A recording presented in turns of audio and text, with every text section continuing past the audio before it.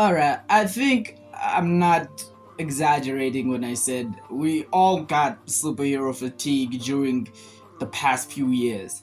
I mean, if we're gonna talk about Marvel, then yeah, Marvel was releasing mid, boring, bad, and well, sometimes, on rare occasions, actually good movies. Like for example, 2021, we got No Way Home, 2022 was Black Panther 2, 23 was Guardians of the Galaxy 3, the final one, and finally 2024 was Deadpool and Wolverine. Frankly, the only movie that was released in 2024 that was part of Marvel or MCU. You know, you get the point.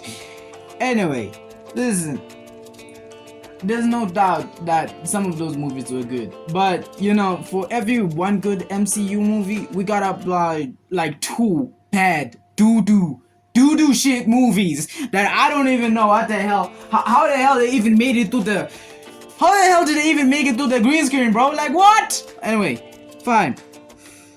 But this year, I think the best Marvel movie is the one I'm about to watch right now. And yeah, I know that's a very big thing to say, considering that, you know, we have Fantastic Four right around the corner, but still, come on. So, I want you to do me a favor. I want you to buckle up, open your ears, put out your popcorn, and let's see why the new Avengers just hits different. Okay, the plot. So the movie starts with Yelena jumping off a building. Wait, so did she just... Oh, no, wait, no. She was trying to reach the other building. Anyway, she beats up a bunch of bad guys, steals the things that she needs to steal, and gets out. Then we get to the White House, arguably probably like the most important thing here, where our main semi-antagonist, Dr... why did I say Dr. Devante? Oh, she does sound like a doctor. Anyway, is being investigated for allegedly using human beings for experiment to develop super beings. But of course she lies and gaslights the whole crowd by using the "we don't have the Avengers" card. But of course that didn't work, leading her to have to remove everything from her vault. Well, meanwhile, Yelena goes to her father, where she says that she feels depressed and like she doesn't know what to do with her life. And her father, to which he says that her life means something, and to be honest, should probably follow her sister's footsteps and become a heroine. W dad, he's speaking facts there. Dr. Duva, oh god, with the doctor. You know, I'm just gonna call her Dr. Duvante. Promises to promote her if she did one last job for her. Okay, we know where this is going. To which Yelena agrees and gets to the place and finds out that she has to fight John, the US agent, or as I like to call, Captain Timu America. Anyway, Taskmaster later appears and then Ghost, and then at the end, Bob. Oh my god, bro. Oh, hell no, man. What the fuck, man?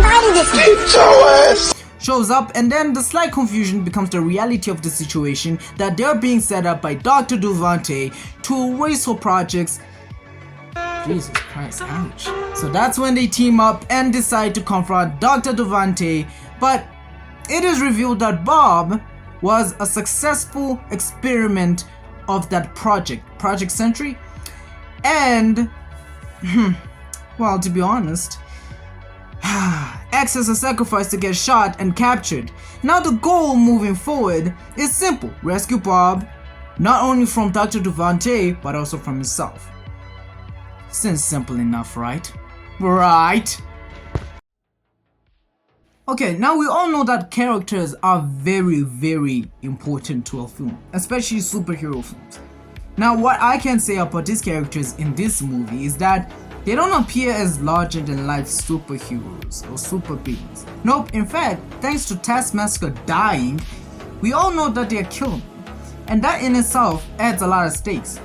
Not only that, but it also adds unpredictability. Cause everyone, and I mean anyone on this team, can die at any second, which makes for great investment in the story, nonetheless.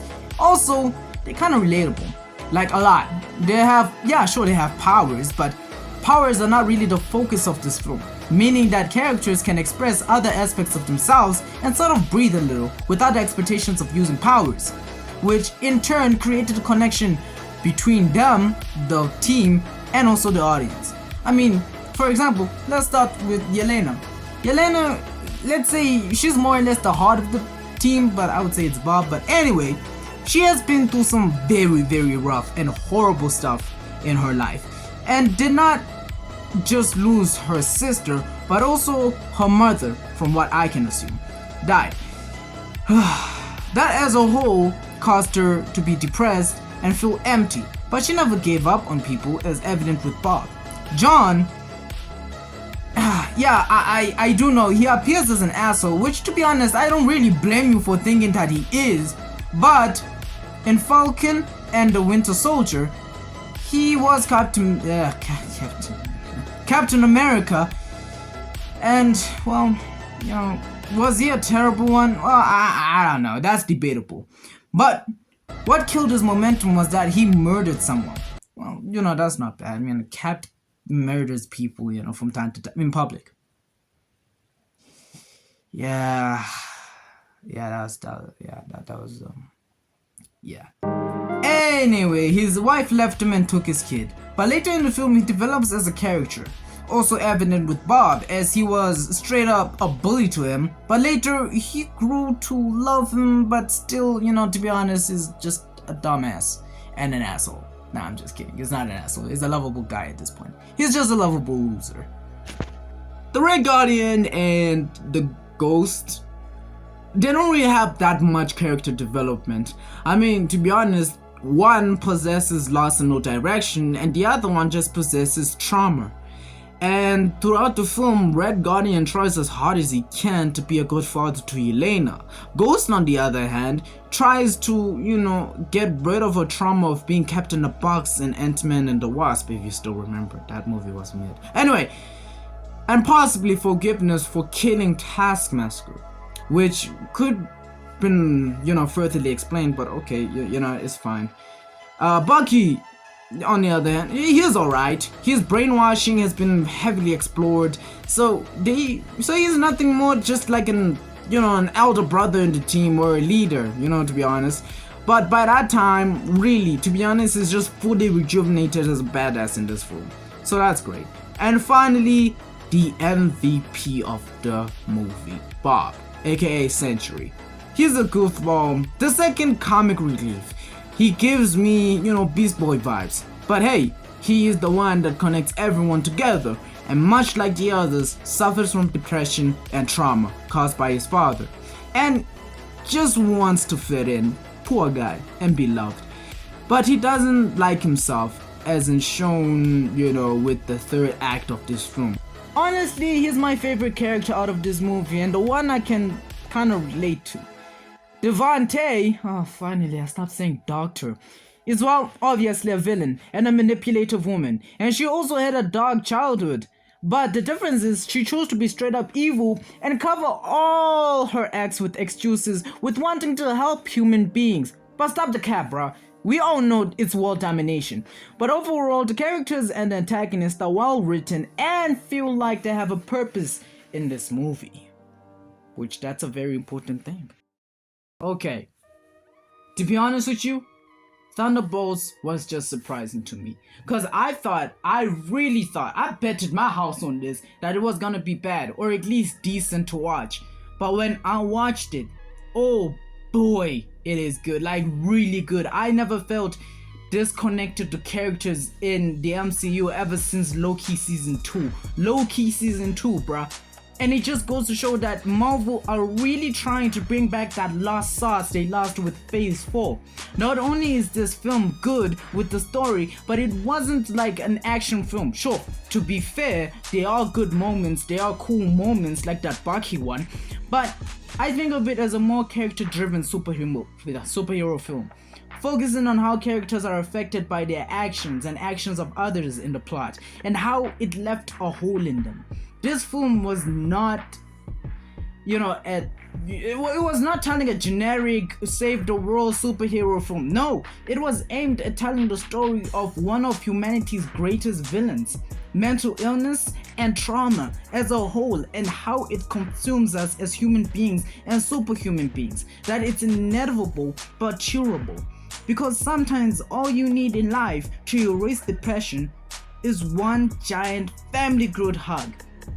Did I say group? I meant group hug.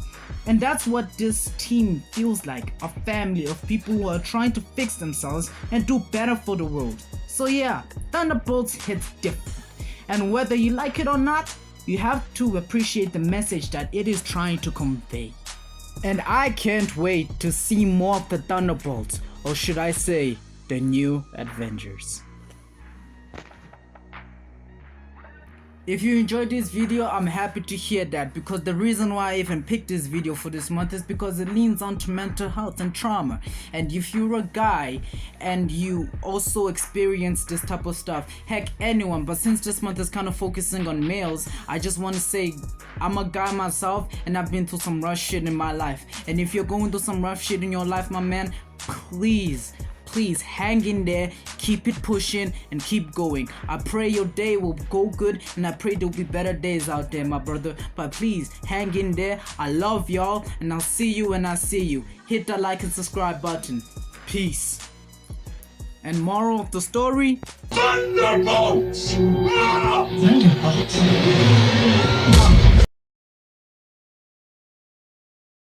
Kakarot, you my chichi, acting like you need me. Talked about the future for me, this change is so easy. Seamless how you change, shot right at a range. Forgot I was replaceable, how quickly that you change. I've been nagging on for a minute, been lost all over ways. When the shit hit into my days, I lost the only way, bitch, fuck you, go away.